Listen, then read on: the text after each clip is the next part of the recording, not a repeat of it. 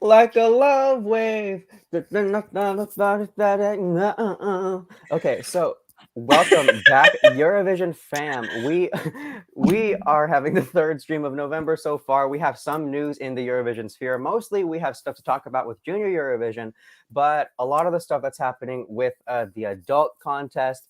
It's going to be pretty exciting. We have news on the host country, Ukraine, and the selection Vidbir. We have news on the jurors and the artists and the performing songs for that national selection. So insanely cool, especially because this is Lily Love's and I's like almost our favorite national selection, is it not? I absolutely adore Vidbir. Yeah. It is always so quality. And I mean that sincerely because I'm not like, I look forward to it every year. Like last Mhm. year, I remember like starting to listen to all the songs from Vidbir, and my first thought was, oh, Ukraine's qualifying again. That 100% streak is safe. Mhm. Well, I mean, like it never has to go just so far as qualifying. They always shoot beyond the stars, and I adore that of them. We found out who the jurors are gonna be for this Vidbeer. You want to talk about who they are? Of course. So our first juror up is Jamala.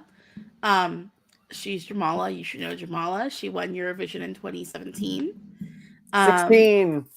oh my gosh, 16, right? 17 was Salvador. She won Eurovision in 2017. 2016, I just messed up again. Holy crap. And you know what's bad is she was my winner that year. And I'm like, Traitor. You are a uh, traitor. messing up. It's because she did so well performing for the show in 2017 too. Oh yeah, She's she was still the star of that show. two of those 2 years are completely intertwined. Hmm. And then we have another artist who's near and dear to my heart, Yulia Sanina. She is the vocalist from the Hard Kiss. If you don't Mm. know the Hard Kiss, listen to the Hard Kiss. As a matter of fact, right after this stream, go stream Živa i Nezalina, their most recent album, and their albums before that, because they are just so excellent. They're so like So fresh, but good. it also feels like it harkens back to like a naughty's kind of sound in like rock pop, in my opinion. Yeah, it's like Almost. They they're a glance in that direction. they're a fantastic band. Like they've Hmm. competed at Vidbeer before. That's how I found out about them. Hmm. But like they're just an The absolutely most great. difficult Vidbir ever, should I remind you? Oh my That gosh, was that was the best national selection I think I've ever witnessed in my life. that was absolutely intense. 16, like you can't beat 16. Oh yeah, no, 2016. Like they did not come to play. Like they Mm-mm. had sat out 2015, and we're like, They needed to nah, recoup. They needed to like reset their formula because I mean they did okay with TikTok the year yeah, prior.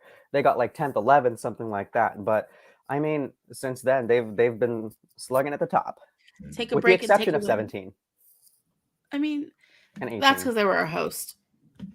and 18 because Honestly, Melvin was I in a coffin. I'm trying to think. 2017. Honestly, if they would have kept the staging from Vidbeer, It I would, think they would have yeah, done better. it would have Because done much better. that staging at Eurovision was just, it was very what. It made it feel like a filler song. Like I wasn't fascinated in any way by the performance, and it Well, was mostly because of the staging. Because I did not hate the song. yeah. Um, yeah. Sorry. And then the other judge we have is Tara Topoli. Sorry, is Tara Topolya. She's the lead vocalist of the band Antilia, I think. Yeah, that's how you say that. Um, Another fantastic Ukrainian band. Hmm. And Tatilia, they have a very different sound than the Hard Kiss. I appreciate them. I think they were in a Vidbeer once. I'm not super clear on that, but that would be interesting to find out. And I'm Oh, actually going to do a little bit more research on their music right after the stream. oh no, I love Ukrainian music, so Hmm. I'm always excited to be like, yeah, you know. It's superior. So So we also do have the artists. yeah, we did get the artists and their song titles. Tell us. Oh my gosh. Okay, I'll be happy to tell you. Hmm. Pronunciation disclaimer is in full effect. Let's go. So two tone with the song Kwimka means flower. Angelina is going to sing stronger. Demchuk has alive. Finka has Dov Bush. Jerry Heil has When God Shut the Door. Kirk has Kolioskova. And then Moise will be performing I'm Not Alone. Oi Sound System has Oi Toujours. And then there is Timber Blanche with the song La Vodmia. I know I'm saying that one wrong. And then Torchi with the song Heart of Steel. So those three artists that we had picked out from last time we talked about Vidbir as returning artists, they all got selected to come back. Yes, we love a revenge arc. We love a revenge arc, especially for national finals. It brings not only good music, but also like good TV.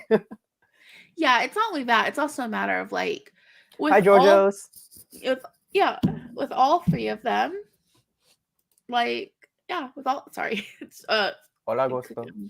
Yeah, so with all three of those artists, they're solid. Like, I already have an idea of what it's gonna sound like, and like Jer-Ana has been working her butt off this last year. Has. And oh my gosh, she's such a good vocalist. Like, she's legitimately an excellent singer, you guys. I'm seeing her in concert tomorrow.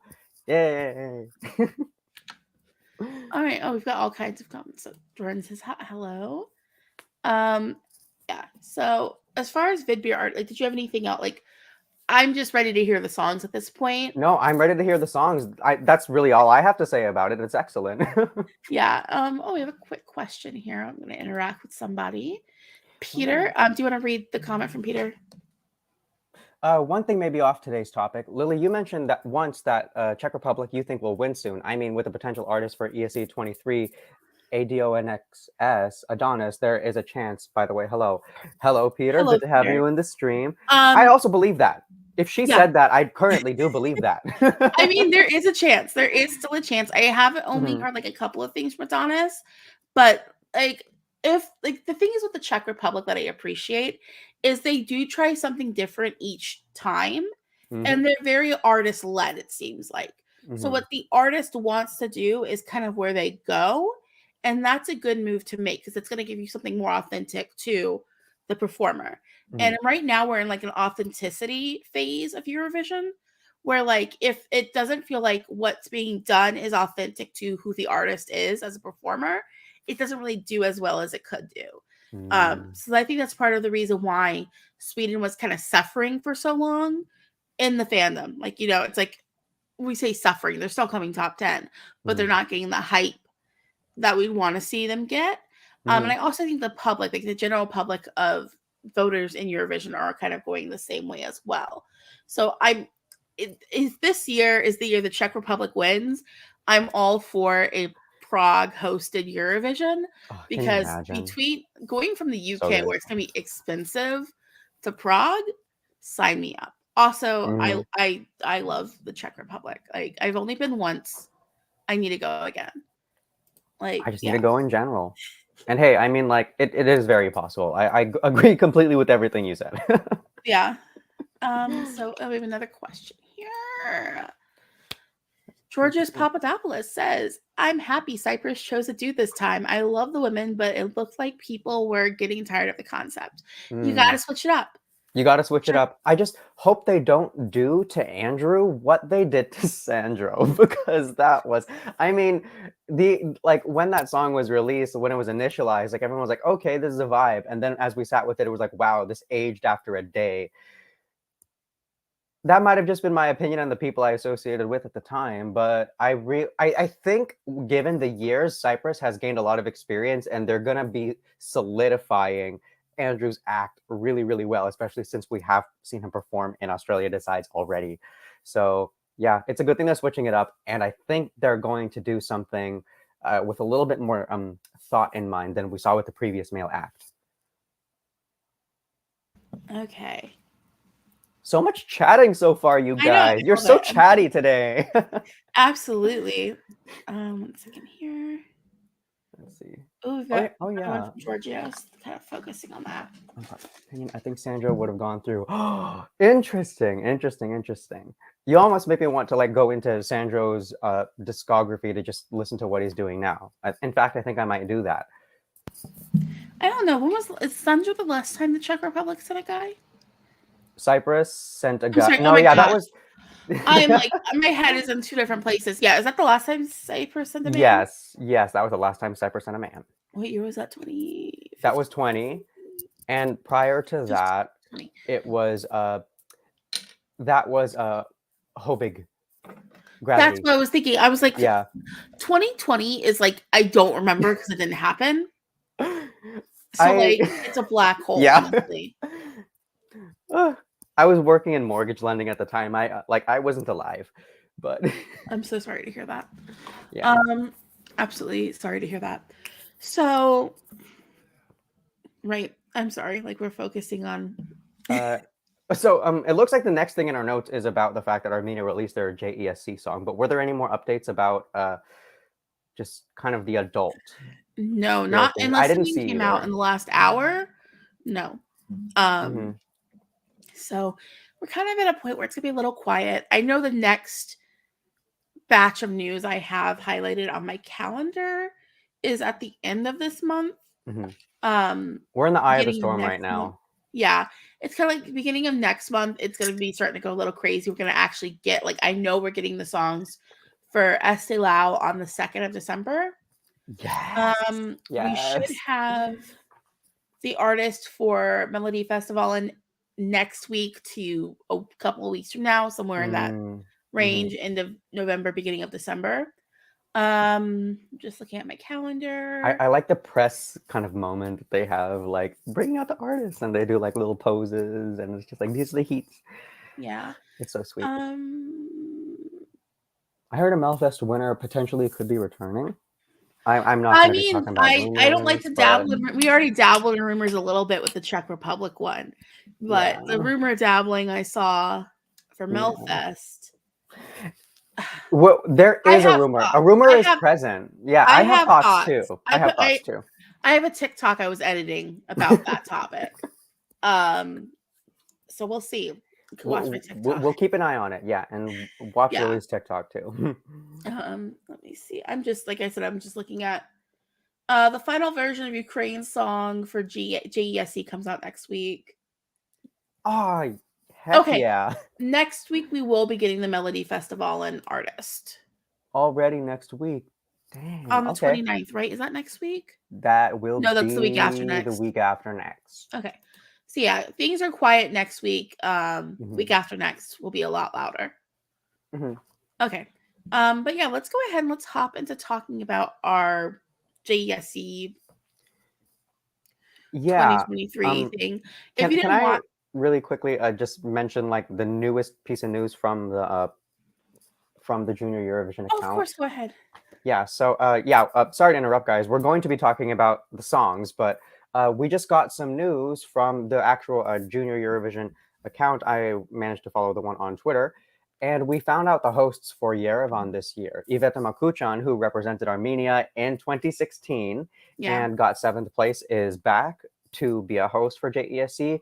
Garek Papoyan, who is a comedian, music producer, all around kind of just handyman of the entertainment industry, is going to be hosting. And Karina Ignatyan, if you remember her, she was the 2019 representative for Armenia in Junior 19. Where was that? Was that in Poland? Either way. Colors of Your Dream? No. Colors of Your Dream, yeah. Karina. Oh! That was her. She is a host. Those are our 3 hosts. Those are our 3 hosts. We have 2 robbed queens who are going to be hosting. So that is the news that we got out. Watch the promo video. It slays. It just absolutely slays. Is that why you sang Love Wave at the beginning of the stream? Yes, it was. And also because we're going to Armenia in like a couple weeks. So, I mean, not physically, but digitally. I mean, you can physically go. Tickets are now on sale. And they're much less than the tickets to go to adult Eurovision. You hear that, you guys? If you have an active passport, if you have those extra euros on hand, get your butt down to Armenia, watch the junior contest, and support these kids. Yeah. So speaking of Armenia, though. Yeah. Speaking of Armenia, like we said, they released their song. Oh, right. We're going to be going into the reviewing of the songs competing. So we're going to be talking about the boys today. We're going to start off with France because France hosted last year, and then we're going to talk about Kazakhstan, Portugal, and Spain. Yeah. Do you want to go over our criteria that we kind of use? Yeah, so if you guys remember last season, we kind of went through a list of 7 criteria that we analyzed each song with. So the things we go through are the lyrical content of the song, the production and genre, if it has any unique elements, how well can it be performed live, would we stream the song, and lastly, would your 10-year-old self bop to this? This is particularly for our Junior Eurovision reviews, because this has to appeal not just to us as big old grown-ups, but also to the child that we once were.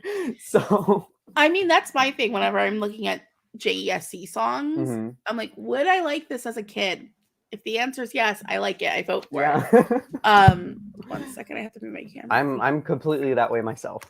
Oh, Wait, yeah. with some exception. We'll get into it though. Yeah.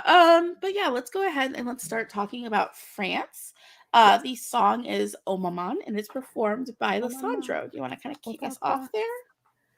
Yes. So, lyrical content. This song, it kind of reminds me of myself when I was younger, because I had like a big imagination when I was a kid. I would be dancing in the mirror and I would be like, even just like performing a song, having a solo. But the thing is, Lissandro, he's got vocals, he's got dance moves. Yeah. Like he's such more of a talented child than I was. And not only that, but he's able to kind of like speak to that instance of like, yeah, like my imagination is going to be the thing that carries me forward. That's the lyrical power of this song. I mean, it was Yeah. a little odd when I was reading it the first time. I was like, huh, like I'm not quite sure I completely have a full scope of this. But I mean, thinking it over, I was like, wait, this is something that I've experienced. So I'm someone who got grounded a lot as a kid. I was constantly grounded. Rebel. Yeah, we can call it rebel. It's more like undiagnosed stuff that manifested itself in like, yeah, she needs to be grounded. But I relate to the song as well because it's giving me a grounded feeling. It's like you're bored in your room and you're having fun. There's some lyrics I don't like that made me go, what? Like the whole thing on the chorus of "Oh mom, oh dad, oh mom, oh dad." You'll see it's so stupid. I'm like, what is that? Like it felt really like it rhymes in French. It rhymes in French. I understand it rhymes in French, but it makes me think like, oh, this kid has low self-esteem. And like I wasn't vibing to that part. But like other than that, I find it relatable. I mean, I guess I find that relatable too. But like I'm just like, this kid's grounded and he's like having a concert in his room because I mean, that's what happens when you're grounded. I don't know about you. I used to just like I wasn't allowed to have TV. I was allowed to have books and I was allowed to have music. So I would sit in my room and blast the Dead Kennedys on a bootlegged, like, CD I had made while reading the encyclopedia because I was bored. I mean, totally vibe with this. It's a concept I relate to. Yeah. It's funny. We both relate to the song just by the premise of we were just standing in front of the mirror as a child and just performing. Did you ever I know I used to take bed sheets and make dresses out of like draped bed sheet dresses. We never had the right sheets for that. Like we never had the right sheets to be able to do that. I used to build like forts in my room too. I had like a bunk bed, so I used to like drape the sheets and pillows and stuff to make like elaborate like forts and things. I envy that. 100% your own little concert. Like I didn't have a mirror in my room. But like standing on the bed and pretending it's a stage. 1 second. Completely the fact that this song appeals to imagination. France is still hanging on to this like j'imagine kind of flavor of it, which is great. Like I think that super suits the French style. And speaking of the French style, the next point that we're attacking is actually going to be production and genre. So do you want to get started on how that sets it apart? 1 second. There's some drinking happening behind me. Puppies. You guys, having animals is the best thing. I learned that. But that aside, I like if you're still taking care of your thing, I can start talking about production and genre. Yeah, go ahead. I don't know. All right. So the production and genre for this song, you guys, it does have a little tiny bit of like a fleck of pop, but it's very swingy. It's very jazzy. It's very kind of like celebratory. I don't know how to describe like the sound of a celebration as it's like portrayed through song, but sometimes it kind of happens this way. Yeah, very swingy, very jazzy, old fashioned, but in a very French kind of sound. I would even say the type of jazz that is being incorporated is kind of reminding me of like of like the Acadian South, like Louisiana, like French influenced type of jazz is what the clues were giving me. See, I took away the jazz. I like upon re-listening to everything yesterday, I moved away from a jazz feel with it to more of a rockabilly feel. Like that kind of transitional period between jazz and swing being your popular music of the day. Hold on. Rockabilly style, I could see that. That's legit. And especially like with like the the hook like of the actual notes itself feels rockabilly now that you mention it. Yeah, it's like a really rockabilly. I'm sorry about that. They lost again. Like really rockabilly feel to it. And yeah, it's like it's giving me updated version of like, you know, that kind of like Bill Haley and his comet sounds for like the late 50s, early 60s sort of a thing going on. Yeah, like it definitely sounds of that time period, but like production wise, it's like crisp. Yeah, and this I like how France can always kind of make it sound current and true to the entrant themselves. Like you could tell Lissandro is super, super into performing this song, which is very important.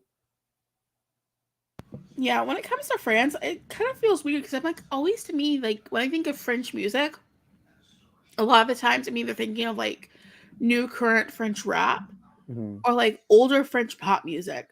But then even with older French pop music, it always doesn't feel concurrent with the time period it comes out. It's like there's like the timeless feel that French music tends to have. Yeah, and this has that timeless feel to it. It is just like a mysterious quality that comes out of French music, Francophone music, that it does have this timelessness to it. And would you say that that is the unique element, or is there a different unique element? That's the unique element, I would say. There's not really anything else that sounds like this in the contest, and that's going to help it really stand out. I like it. It's brassy. Like I think that's the unique element for me. There isn't a ton of brass like sans like Serbia, but that's a completely different approach.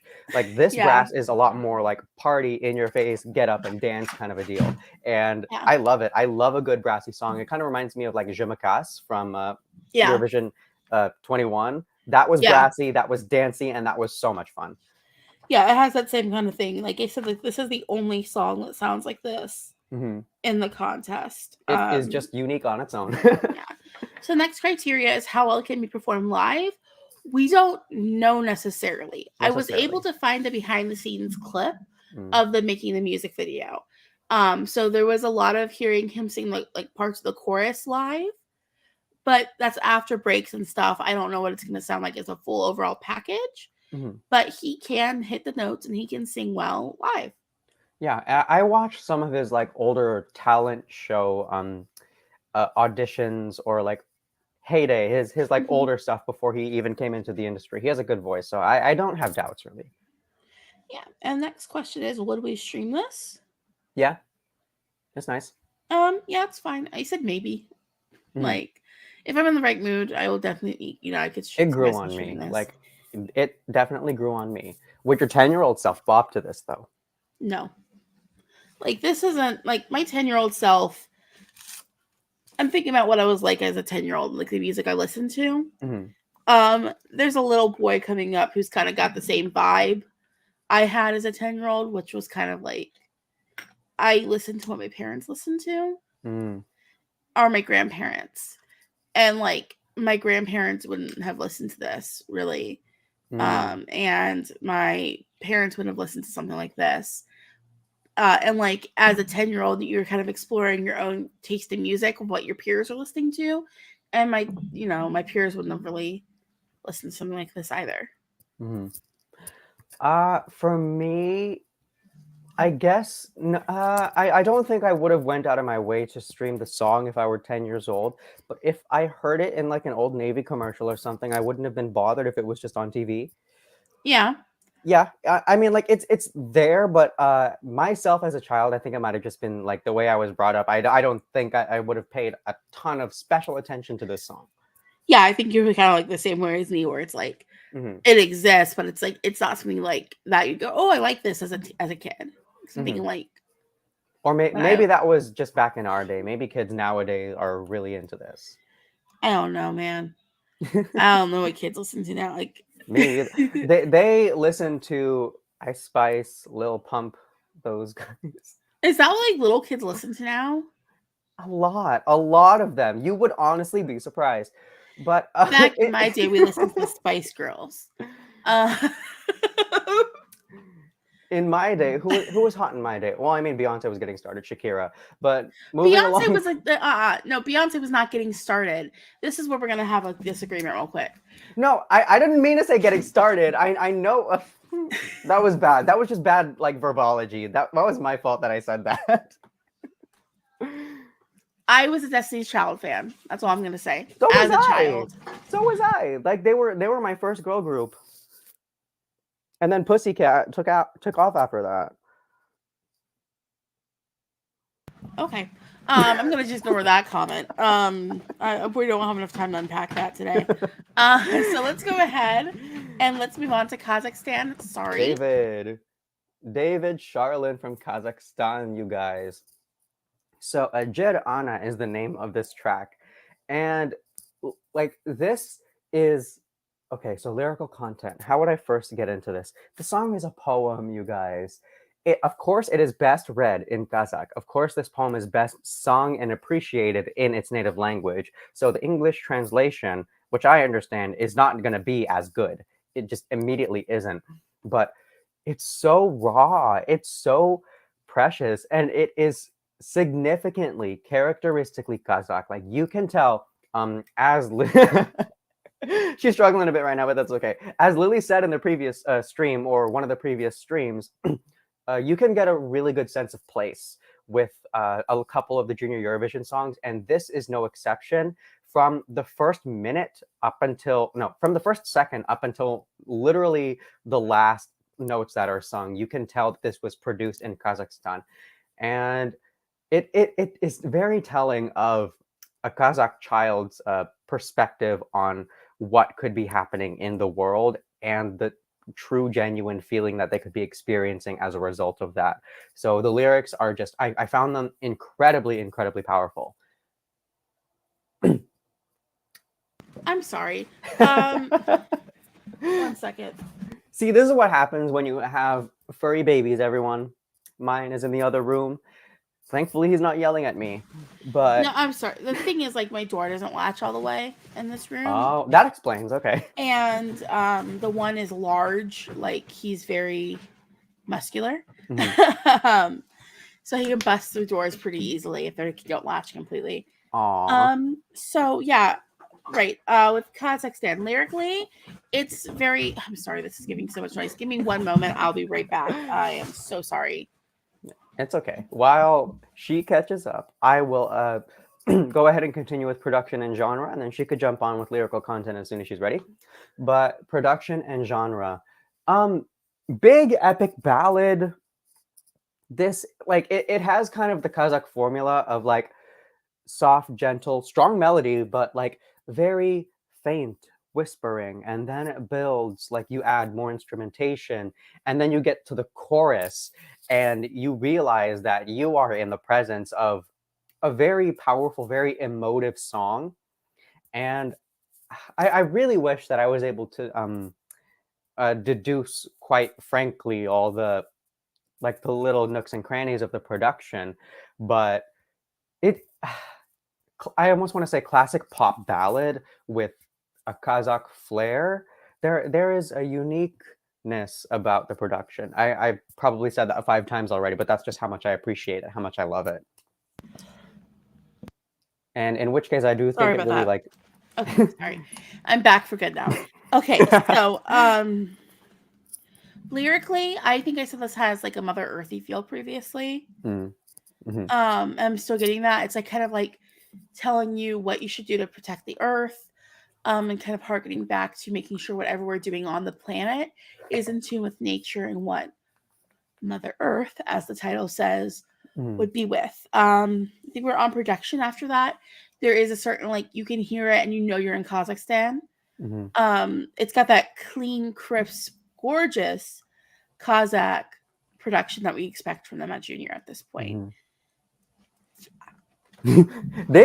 Actually, I think they are the only country to have consistently produced like high quality production ballads with an ethnic sound every year and still done well with it. Like, I have not seen a country with a track record at all. No. Like, here's the thing with Kazakhstan. They're here and they want you to know they're here and they're serious about it. Absolutely. Nur Sultan is going to happen at some point with this trajectory. And that music video, assert the Kazakhs arte with the music video. 8. I thought this was arte. But yes, no. Yeah, like, Gusto. Yes. It was expensive. Like, this was one of the most expensive music videos I've seen for a child in general. Yeah. And Augusto also said, Kazakhstan would deliver a great staging concept and vocal. I am not convinced with the song entirely. I see that. I see that, but that's the Kazakh formula, though, because Karakat, when she was in Junior Eurovision, people were like, this is nice, but, like, I don't know, it's too slow, it might be too divisive. Get second place. Staging, though. That staging they gave her was gorgeous. Probably the most professional staging I've ever seen for a child. Again.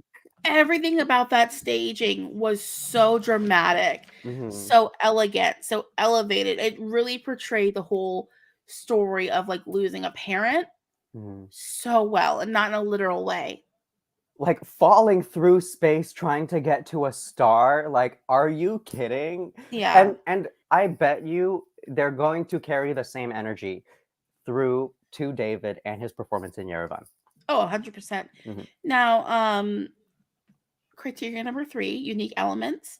What is unique and what makes this one stand out?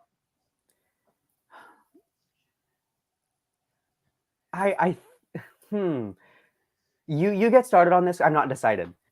So I think for this one, like you mentioned, it's got that crisp Kazakh production we expect at this point. And it's got that traditional element. And we don't really have very much that has traditional instrumentation like this in the contest so far. I say so far because we still don't know the final version of Ukraine's song. So we'll see what happens with that one. But yeah, like, I think that's going to help make it stand out. Yeah, I agree. That is going to help make it stand out because, once again, there's no country like Kazakhstan in the contest. For me, though, I think the unique element is this is the only song where I feel just like a profound sadness.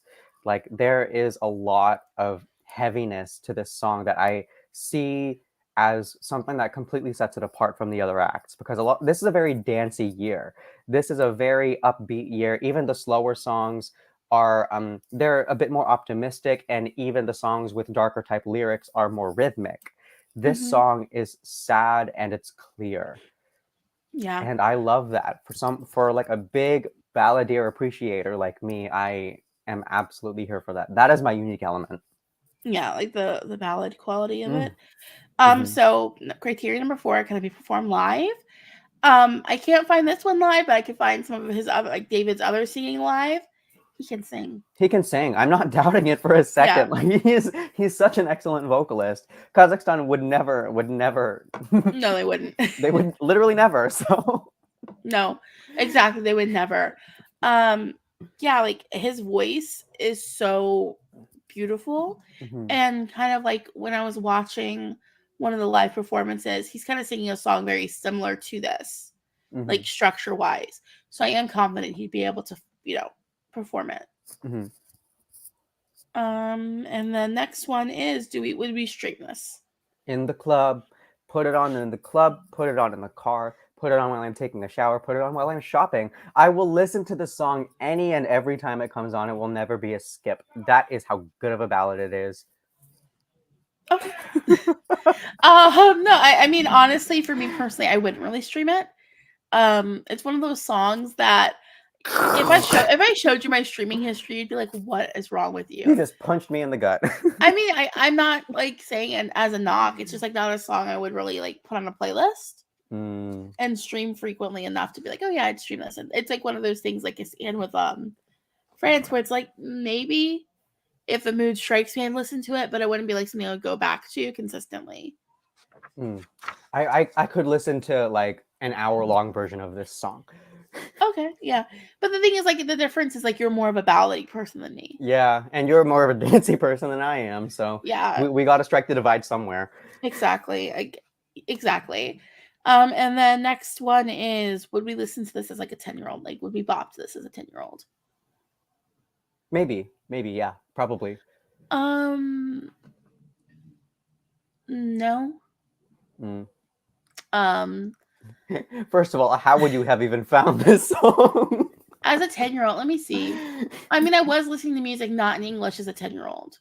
Okay, but I feel like Kazakh child music is quite such particular. a niche genre. Yeah.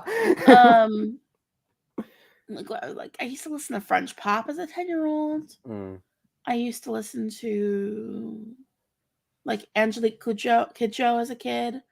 I'm so happy she's starting to get recognition. But like I grew up like my dad listening to her constantly. Damn. You just reminded me how good she was. I know. I'm like I'm seeing her everywhere now. Like in the last couple of months, I'm like, yes. Yeah, me too. Yes, auntie. Okay. Yeah, no, I'm thinking like this wouldn't really have been something I would have picked up as a 10-year-old. Okay. Well, I mean, that's a nice, candid answer. Sorry about that. All good. Moving on to Portugal? Yes, and I wrote down how to say 70s, like the 70s this time. Nice, because I was having trouble pronouncing it, like when I was recording for my own channel. Yeah, so Nicolas Alves, and he's singing Ano Sententa. Yeah. I looked it up this time. Yeah. So this is Portugal. And lyrical content. Do you want to kick us off with that one? Yeah. So this is a child somehow who feels very strongly that, like, wow, this world doesn't make any sense to me. Leave me alone because I should have been born in a different decade. See, this song is also kind of sad. Like, there is also like a profound sadness to this, but it's like, how else would I flesh this out? He likes to be alone because he likes to be with his own styles. He marches to the beat of his own drum. I respect that so much. You could tell how individual he truly is. He has like a completely independent frame of mind, and he identifies very well with music according to him and his like father's listening patterns from the 70s. So relatable to me. I don't know. My dad was born in the 60s. I'm trying to think what like the 70s music I listened to was like a lot of disco and a lot of funk. I was a lot of Carpenters. Oh my gosh, no. I've been irritating my sister with Japanese covers of the Carpenters for like the last 2 weeks. Send them to me. Oh my gosh. I like now. I mean, not now, but like, yes. Sorry. Relatable. This is that comment on every YouTube video. You go like when you want to listen to a song that's older and you go to YouTube and there's always like some teenager in the comments like, I was born in the wrong decade. Music used to be so much better back in the day. And like when okay, Caleb from Minnesota. And when you see that comment on a song that you used to love as like when you were younger, that's when you officially know you're old. That is when, if you go look at the comments for Mr. Brightside, oh man, it makes me feel ancient. Like the comment section on that one makes me feel like an old lady. Mr. Brightside. And I don't really think it's him being nostalgic for music from the 70s. I think it's him being nostalgic for music from the 90s. Because like if you were born in the 70s, you're going to be making music like from the 90s. And this is straight up grunge. This is a grunge song. Grunge. And that's going into like production and genre. It's a grunge song. And like, but it's like, how do I phrase this? It's like you took Nirvana and then mashed up with like more of the melodic stuff that Pearl Jam used to do. Mm. And those are both very solidly 90s kind of 90s bands. I mean, Yeah. uh, Yeah, like Tattoo Studio in Texas kind of sound. I mean, I wouldn't say Texas, but it's got that very like 90s Seattle noise going on. And like it comes off very much as my parents used to listen to this music. This is the music I like because it's what I grew up on. And again, like I said before, in the same stream, when I listened to something like as a kid, my parents influenced a lot of what I liked as a kid. Augusto Dominguez.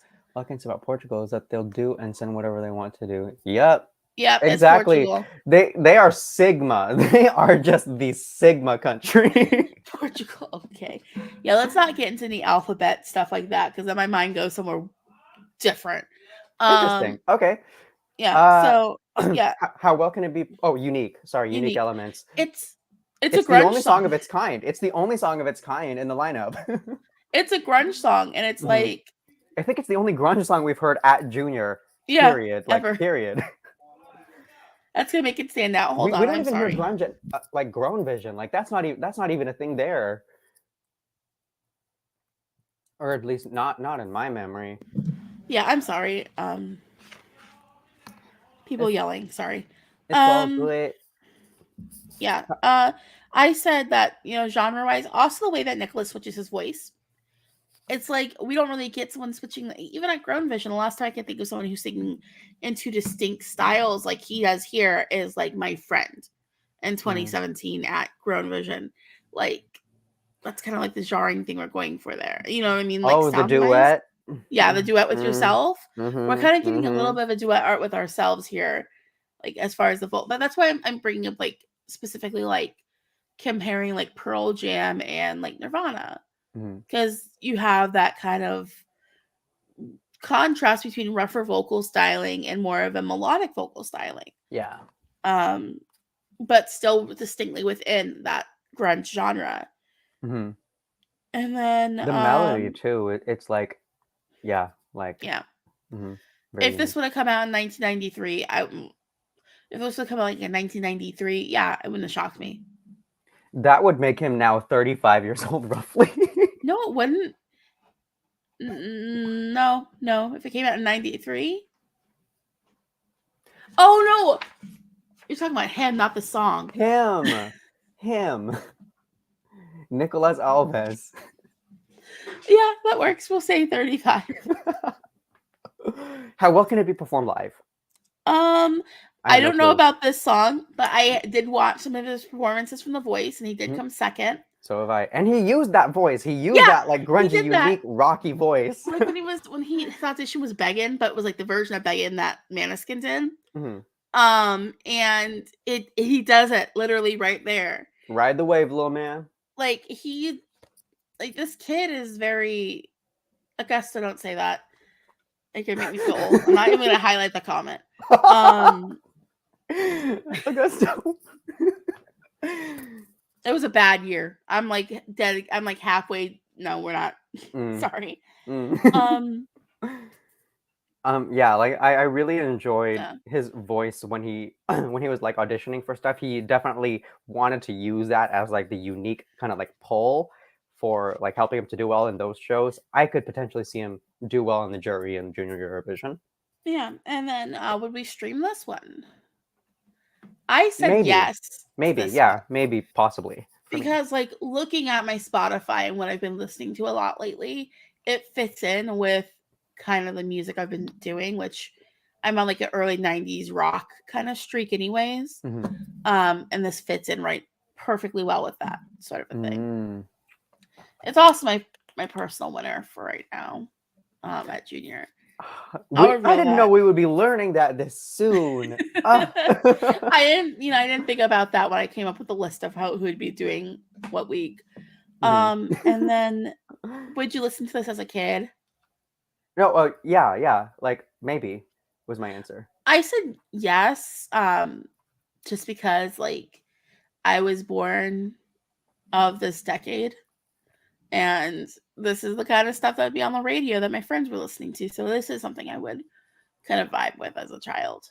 For me, maybe potentially because I had like my dad was the rock influence in my life, but like I grew up in a very like hip hop kind of environment, and that was the fact that I was also born in '97. So Yeah, I don't know. Like I was born earlier than that.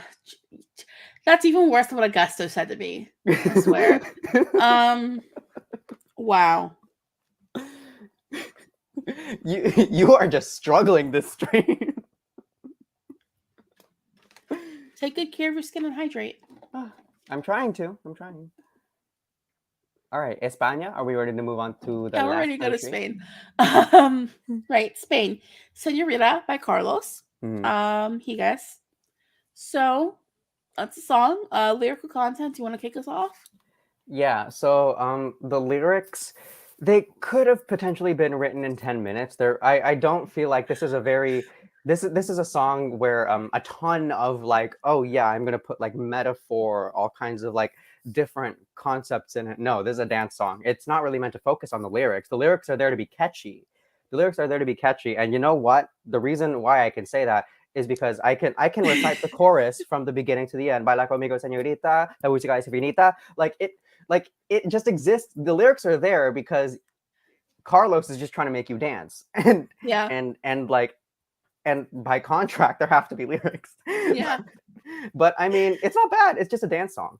Yeah. You might not remember this, but like back the year you were kind of born, prior to you coming on Mentally Online, we had like a little Latin pop revival. Hmm.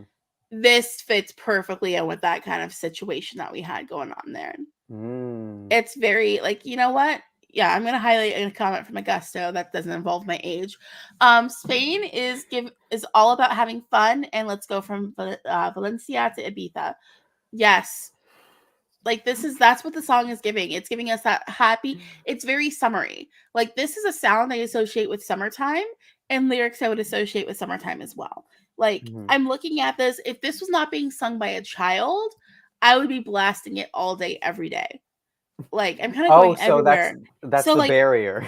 yeah, like my thing is like it's very like, why is this little boy singing about a lady? Like, you know what I Mhm. mean? Dance with me, señorita. It's like, Like I need your heart. Like, yeah, yeah, I mean, no. it's also curious because it's just like I just say this every time this comes up from Valencia to Ibiza. Like We're getting ice cream. We're going to the beach and we're we're gonna have going to the ice beach cream. and getting ice cream because that's what I want to do when we get there. Yeah. We're gonna go to the beach. We're gonna dance a little bit. You know, you have the Mhm. music going at the Oh beach. I yeah, I listened to plenty yes. of songs in Spanish at the beach as a Mhm. child.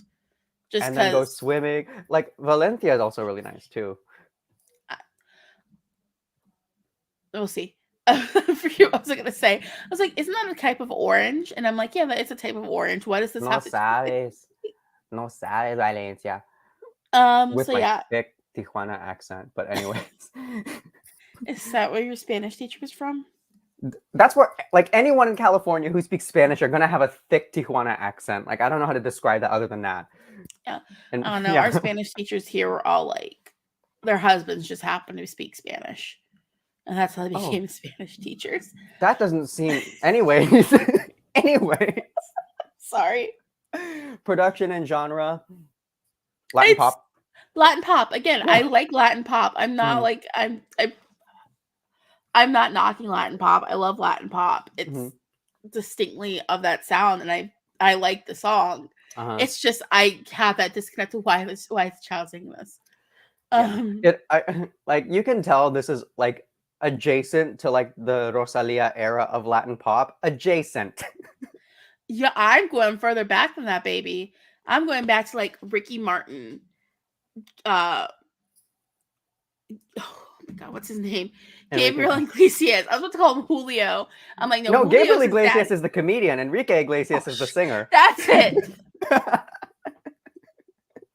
Enrique Iglesias.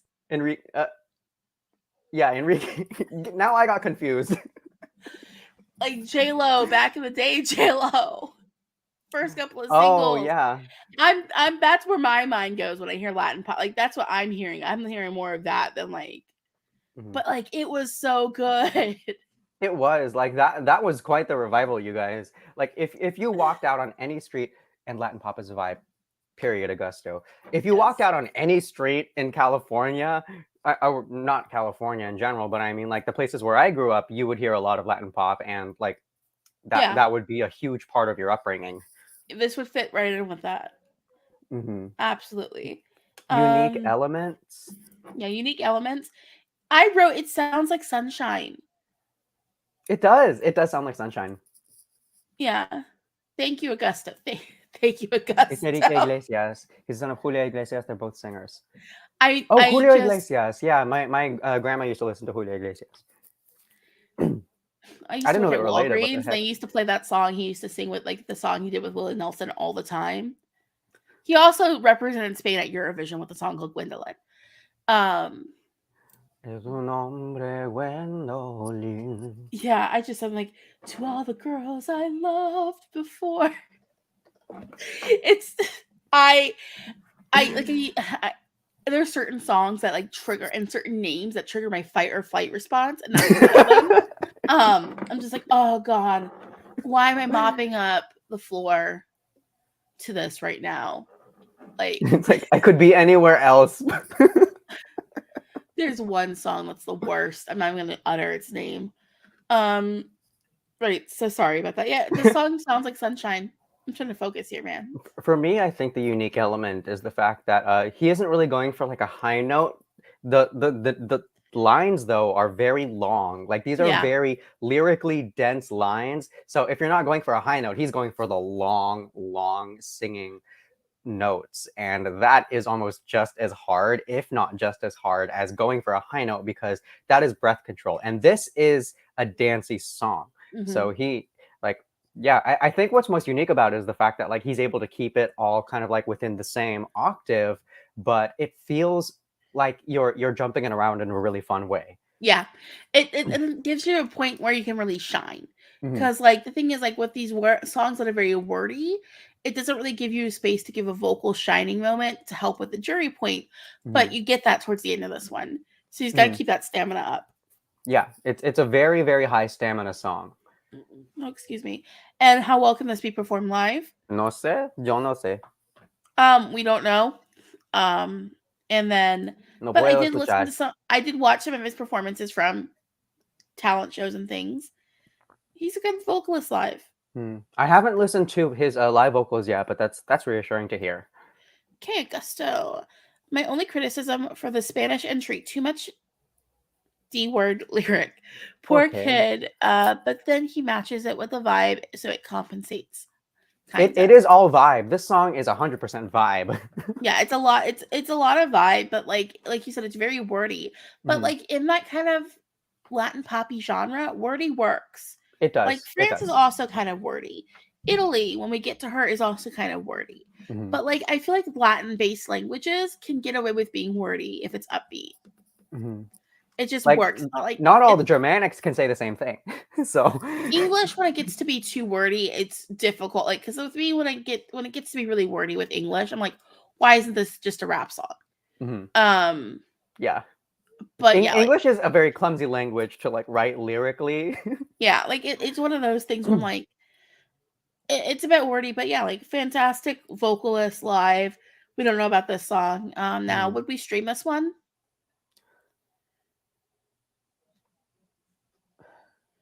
Yes. Oh, yeah. I would. I would, but like as soon as I go, why is this child singing about a Señorita? I'm done. Like I just go, That's my biggest issue with this. I think it's just like there's a disconnect. Like there's this kind of like, okay, it's like it's child appropriate romance, but like I don't like kids singing about romance. Yeah, like there was a lot of that in like in the last couple years of the Junior Eurovision. They tried to make kids sing like love duets, and it was weird. Oh man, I'm not gonna lie. That one time, What Is Love, that Italy sent that one. The first time I heard that song, I busted out laughing because it was just like it was not like, little dermatologist. It wasn't like in a mean way. It was just one of those things where, like, to me, it just came off very much. I was like, No, the broadcaster made a bizarre decision. Like, why did you do this to these kids? Right, sorry. And then number 6, when we listened to this as a kid, I would 100%. If I was a 10-year-old child, I wouldn't have the issues I have with it now. mhm. Yeah, Like, my answer is just simply yes. yeah, like this is something I would totally listen to, because as a 10-year-old child, Latin pop was a hot new thing, and I had Puerto Rican neighbors. Mhm. Like, yeah, Yeah. yeah. Does that about cover everything? That covers this week's stream. We'll be back Wow. next week, same Uh-huh. time, and we'll be discussing stuff. The next pot of Junior Eurovision acts. Yeah, that's definitely going to happen, and then whatever else happens in the next week as far as like adult Eurovision stuff comes. Like, yeah, I'm sorry, Augusta just made me laugh. I would stream out of this song. I was jamming to Daddy Yankee at 10. That is a throwback right there. Daddy Yankee. I still remember the first time I heard Gasolina. I can tell you exactly where I was at. Where were you? Tell you who was playing it. Like, say that really quick before we end the stream. Where were you when you heard Gasolina for the first time? Band class. My homegirl from New York City, my New Rican girl from New York City, had just moved down. And she's like, do you listen to like reggaeton? I'm like, no, what's reggaeton? And she put on some Gasolina by Daddy Yankee, and we were sitting in band class. And it changed your life, didn't it? I guess.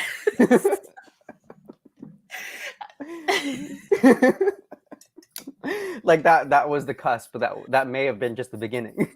I mean, that wasn't my first time hearing this. That was my first time hearing reggaeton. But it wasn't my first time hearing music in Spanish.